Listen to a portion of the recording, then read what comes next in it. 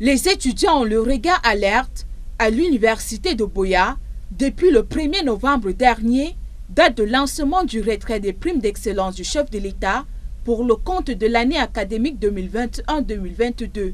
Pour cause, une note rendue publique par le Vice-Chancellor.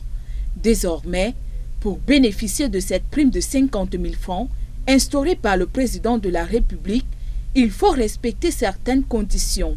Être de nationalité camerounaise et surtout avoir un moyen général pondéré d'au moins 2,40 sur 4, l'équivalent d'à peu près 14 sur 20.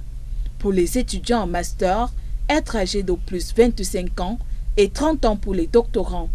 Des décisions de l'administration qui ne laissent pas indifférents les étudiants qui avaient déjà des projets plein la tête. Comment comprendre que le chef de l'État débloque des fonds pour des étudiants et on pose certaines conditions?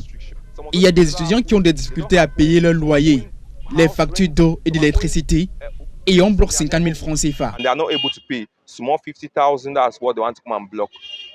Des pratiques de corruption sont constatées par les étudiants au sein du campus. L'âge limite est de 22 ans pour les étudiants de seconde année, mais j'ai aperçu un étudiant de 30 ans prendre sa prime. Ils ont désormais le regard tourné vers le président de la République pour pouvoir passer à la caisse.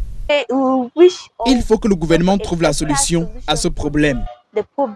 Instaurée en 2009, la prime de l'excellence est l'objet de toute manipulation dans les universités du Cameroun.